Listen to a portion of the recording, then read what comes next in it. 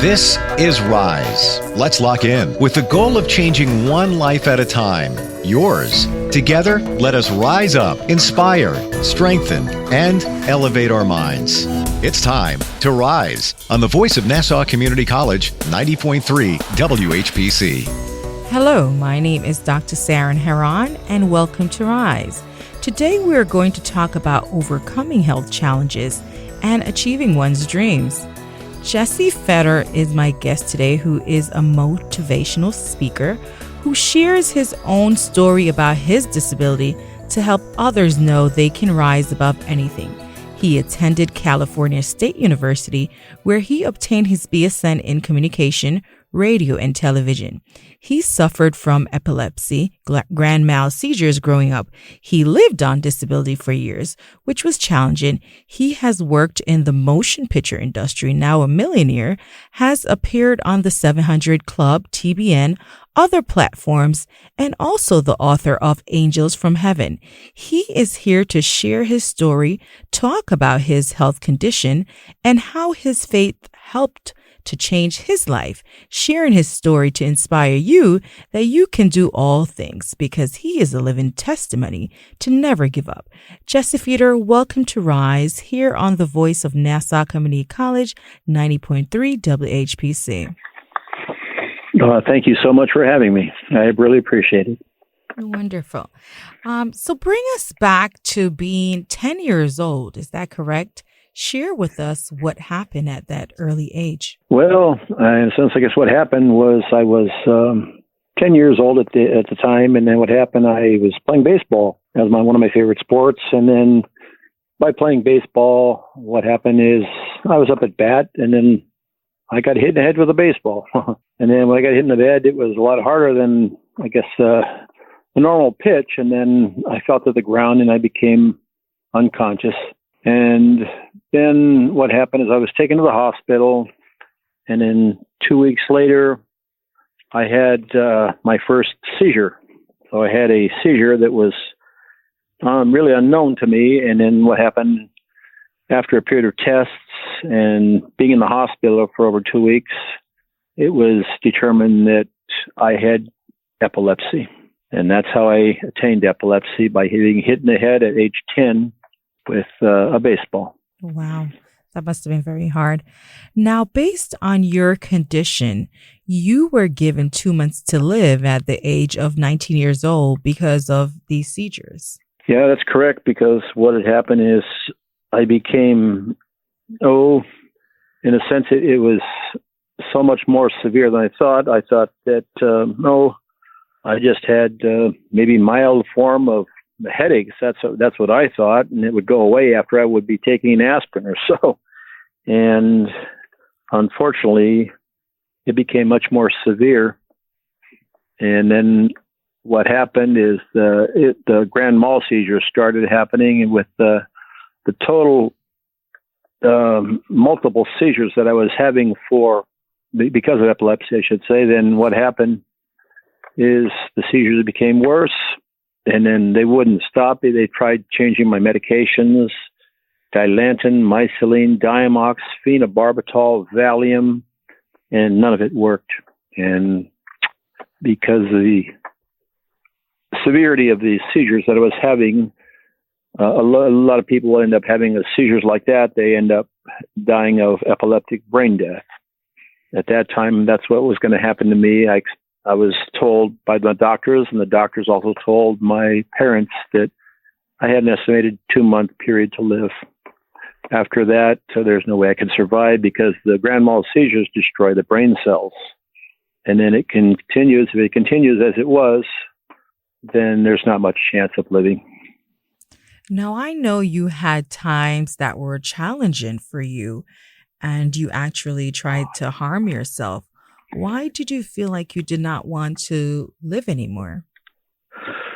Well, after experiencing multiple seizures and not having a social life, because again, when you're having seizures like that, you don't want to be around people, and you don't have much of a life anymore, because what kind of a life would you have just continuously having seizures? And then it's so embarrassing, of course, when you're in front of people, meaning I didn't want to go to school, so I kept ditching class because I was afraid of having seizures during class time, where they're most likely going to make fun of me or they're going to try to stay away from me. So you're not accepted really into the society due to the really seizure base that you're having, and it's not a wonderful life. So over time, through all my hospital stays that I did have, I was in hospital after hospital. I spent time in Camarillo Mental Hospital only because it was a padded cell. They put me there because the cell was padded, and when you're having grand mal seizure, you're going to most likely hit your head on the ground and kill yourself. So I was there for preventative measures where they would keep me padded up all the time. And I spent 2 years in a boys' home. I spent many, many nights in various hospitals because we had moved to different locations, and it was just a life of hospitalization. And after I was released from the hospitals, I didn't have a life, no life at all. I couldn't go to school because how can you go to school when you're continuously having grand mal seizures? Right. So therefore, the loneliness and nothing to do with your life and not knowing when your next seizure is going to be. The doctors told me I had 2 months to live, so I didn't see any reason for living through that kind of suffering, so I tried to commit suicide. Now, how did your family cope with your condition? How was that time for them? I assume it was challenging. Oh, it was very, very hard on my family. And what happened there is that I had 6 sisters and 1 brother. And going through this tragedy of lifetime, I left the family, not on my own, but because I had to be institutionalized in hospitals and other locations. So I was not living with my family much, but my parents were the ones that were suffering the most, as I was in Camarillo State Hospital in Camarillo, California. And then I was, at the time, the family was living in San Diego, which is over 150 miles away. My mother would come to visit me every Sunday and go back home the same day, which is over 300 miles. So my mother was very devoted to, helping me in any way she can, along with my father and the rest of the family. But I was really never living with them very much. So I kind of sense I left my family. Now, I know you lived on disability for many years. How difficult was that time in your life when you had to rely on disability to help you through your lifetime? Well, living on disability is not easy, I tell you that, because I was living on $267 a month. Fortunately, I was still living with my father. Me and my father were living together because, I guess at that time, my parents had divorced and many of my sisters were old enough to be on their own. So my life was just living on disability. And then I really didn't have much of a life because I was still going through the terrible times of going through grand mal seizures on a consistent basis. So I couldn't drive, of course, because a person with epilepsy that has that many grand mal seizures, they're not eligible to drive a vehicle to get a driver's license. So I had no life at all. All I could do was walk the street and just look for something to do. Loneliness in a secluded area where you live in is really not much of a life. So loneliness, again, led me to suicide. And I cut my wrist with a razor blade and ended up in a field in Hawaiian Gardens, California, where I was found by the police. They ended up saving my life. But I didn't have much of a life. And when I didn't have that life at all, then I just felt like, well, the only reason to live is really nothing. I didn't have much to live for, so why not just take my own life to end the suffering? That must have been a very difficult time. Now, your life began to change. Bring us back to that moment when you started attending church with your mother. Well, what happened is that my mother knew that if something didn't change, then I'm not going to be here much longer. So she came to our house in Santa Ana, where she lived over in another city, and she wanted to take me to church. So I was so used to just walking the street, doing nothing. So I said, well, I'll go, but I really don't want to go. But she started taking me to church, and at that time I was going to Garden Grove Community Church. So she would pick me up every Sunday and take me back home after church. But I started changing my life, because what happened is I was starting to be around people. And when I started being around people, I didn't know God, I didn't know Christianity, and I didn't know the Lord at that time. So everything in my life started to change. It was a long journey, but to really summarize everything, what happened is she started taking me to church, and my biggest fear that I had at that time when I was going to church with her is having a seizure in front of all those people. And sure enough, that's exactly what happened. I was in a Bible study after our church service with a group we called the Singles, and sure enough, I had a seizure there. And just informing the public now that what happened is that seizure was in 1977 that I had that seizure. Wow. I get emotional sometimes. I'm sorry. That's okay. That's okay. That was the last seizure I've ever had in my life. And that was over 46 years ago. I've never had a seizure since, because I started my life turning around. I put my faith in God from there on in, because I began to know the Lord, and I started attending church, and everything in my life started changing. It was a miracle that have happened in my life. I just can't believe where I am now to where I was then. I was living on disability at that time, no life at all, just a high school graduate from a continuation school with no life to live. And when I started attending church and I accepted the Lord Jesus into my heart, and my life started changing. And over a 45-year journey, it was really unbelievable of where I am today, what has happened. Amazing.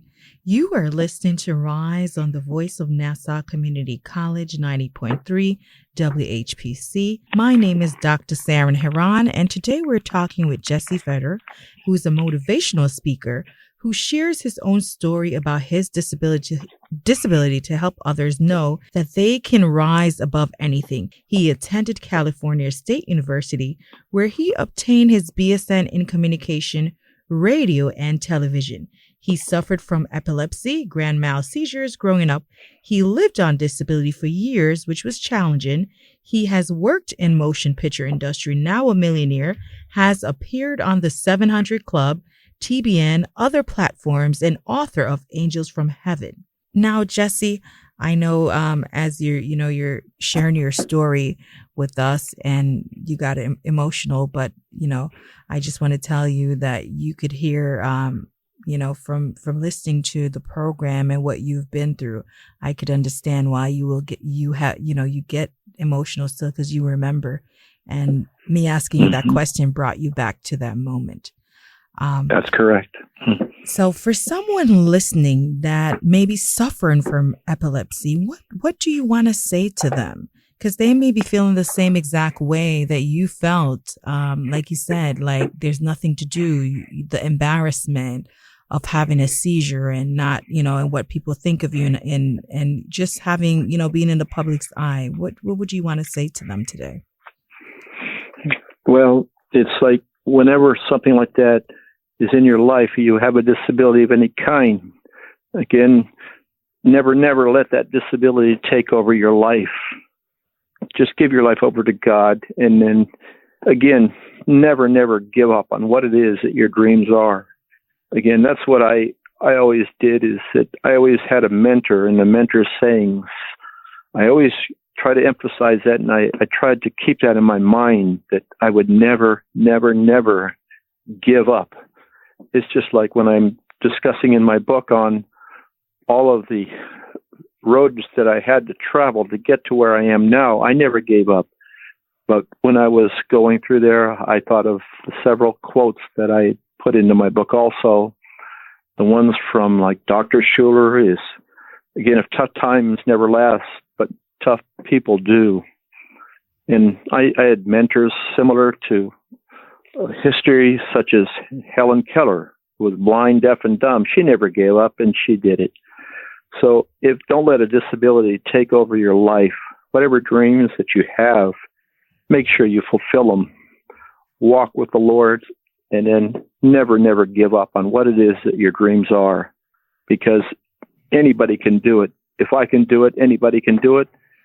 And then if you just have faith in God, He will lead you in the right direction and fulfill all of your dreams.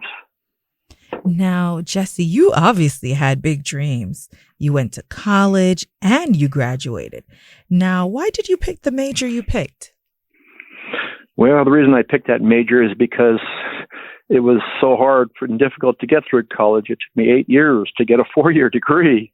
That's because of my comprehension was basically damaged when I was having those seizures. So I had to keep rereading everything just to get being able, I should say, to go ahead and complete college.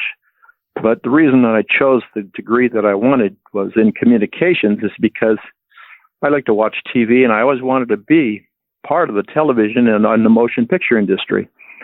So, and I figured, well, I can't keep reading books in any other career. So what I want to do is I want to use my hands to have an opportunity to either I could end up doing audio work, or I could do video production in the motion picture industry. And sure enough, that was my goal. That's why I selected the major of communications, because it's using my hands versus that of using my mind, or not my mind, but my brain, for brain power, for rereading, I should say.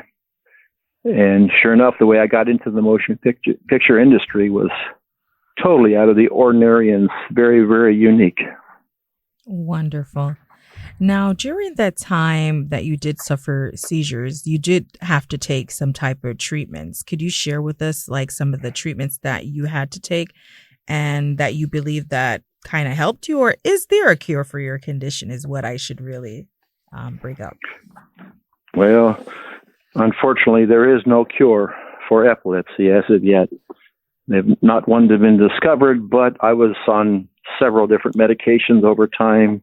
Again, the ones that I had mentioned earlier, I had numerous changes in medications because the medications that were prescribed were not working. So I've gone through several of the tests that at that time back in the 60s, where they were EEGs, several other tests. The EEGs were totally different than they are today. They were very painful back then, but I had to go through so many tests to find out what was wrong. Why were the seizures continuing after we prescribed the medications? Well, it was a long period of time, but numerous times that I had spent in a variety of so many different medications. And I had so many hospital stays that it was just living in hospitals most of my life. So in reality, what happened is the tests that they were giving me, they just couldn't come up with a solution to stop these seizures. My solution came when I accepted the Lord and had faith. Wonderful. Now, Jesse, you've traveled the world. You're also a millionaire. Share with us, how does it feel to now be able to just enjoy life and not worry about having a seizure? Well, it was a miracle, I should say, but the best thing that I ever did on my own was to get off of disability. Again, that's in a sense a trap that many people, I should say, get into. They rely on a government subsidy, so that it'll end up just taking care of them with a little amount that they make, but they're too afraid to give it up. Well, the best thing that ever happened is I gave it up, and I went to work, accomplished so much more doing it on my own. And then what I did is I started to travel. I took my first trip after I graduated from college, and I went to Tahiti. When I went to Tahiti, I decided to keep traveling. And since that time period, which was in 1979, when I went to Tahiti, I've traveled all over the world. I've seen all of the 14 wonders of the world. I've seen over 135 countries. And I continuously keep traveling because it gives me the inner feeling of accomplishment, but it also gives me the ability to look at how people live throughout the world. And then when I come back to America, I always say to myself how lucky I am to be in a country with freedom and democracy that I do have, and being able to live in such a wonderful place. Wonderful. But, Now, you're the author of Angels from Heaven. Why that title? Tell us a little bit about the book. Well, the miracles that happened on my 45-year journey from accepting Christ and becoming a Christian through Christianity, and from what my accomplishments have been so far, it's a total miracle what God has done for me.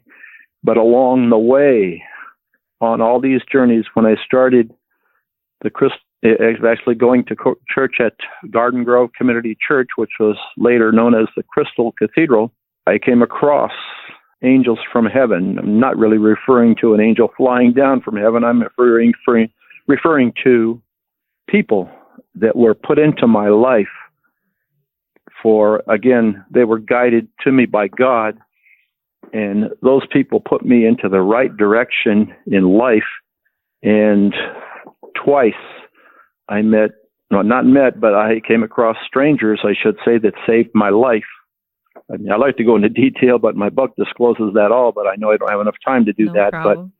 But yeah, when I named it Angels from Heaven, my miraculous cure from epilepsy, well, then what happened there is that these people that were coming into my life were total strangers, but I knew that they were put there to lead me in the right direction by what happened at that time that we met.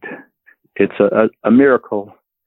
And with that going into place, what happened is I could have never made it to where I am now and never survived without meeting those angels from heaven that God sent me. Wonderful.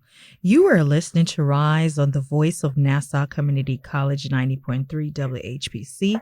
My name is Dr. Saran Heron, and today we're talking with Jesse Fiedor, who's a motivational speaker. He shares his own story about his disability to help others know they can rise above anything. Attended California State University, where he obtained his BSN in communication, radio, and television. He suffered from epilepsy, grand mal seizures growing up. He lived on disability for years, which was challenging. He has worked in motion picture industry, now a millionaire, has appeared on the 700 Club, TBN, and other platforms, and he's the author of Angels from Heaven. Now, Jesse, I know a company even wants to make a movie out of your book. Share with us, do you know when that project will be here? If you want to share anything about it that you know today. Sure, I'd be glad to. Well, what happened is that my book has been being sold internationally all over the world right now. And what had happened is I got a call from New York City, and it was from a production company. Production company was interested in making a movie out of the book, and I've been going into many production companies, I should say, trying to establish a book, but then with a movie. And finally, I had received a call, and they had expressed interest in making a movie out of the book. It's in the process right now. I have a screenplay being written by a writer from the Screen Actors Guild in New York City, and they're also conjoining with Studio City in California. The process is being done. Once they finish that playwright and the screenplay is done, then they're going to be submitting it into different production companies. And then when the production company, if they accept it as is, then the movie is going to be made. They said it would take an estimated time period of anywhere between 1 to 2 years from the date that we started, which was about 8 months ago.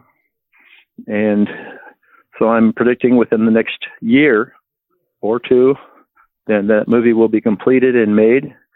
And it's going to be an inspirational movie because they put it in the category of many other well-known movies.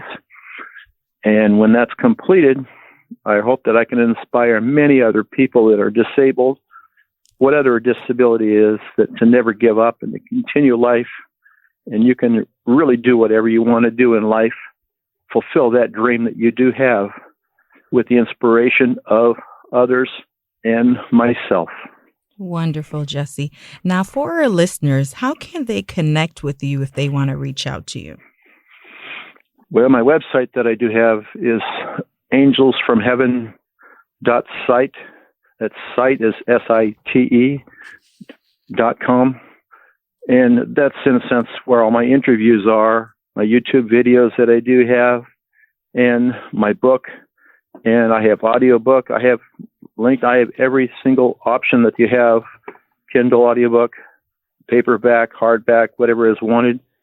And I encourage people that are going into periods of time of depression, any kind of a disability, or any kind of a financial duress, whatever there may be, if they can read that book and they can see how anybody can do what they can do for the purposes of getting their dreams fulfilled, then when that's completed and done, if they read that book, it'll be so inspirational to them that they're not going to want to give up neither. Well, thank you, Jesse, for coming on today. Such an inspiration. I just want to give a warm welcome to International Prayer Institute Evangelist Camille James. I know you're listening in on today's program. Can you offer some advice based on today's topic? Thank you, Dr. Heron, for having me on the program. As I listen to Jesse sharing his struggles and rising up from them, it encourages me and bless my heart to never give up. Keep fighting. We know that faith without works is dead, as his story shows us plainly of this. Hold on and never give up. Blessings always. I want to just thank both of you for taking the time to speak with me today. I thank you so much. I'm Dr. Saran Heron. It's important to keep the faith, keep hope alive, and you too can overcome obstacles in life, and nothing is impossible. Thank you for listening to this week's edition of Rise, available wherever you listen to podcasts, and always right here on the voice of Nassau Community College, 90.3 WHPC.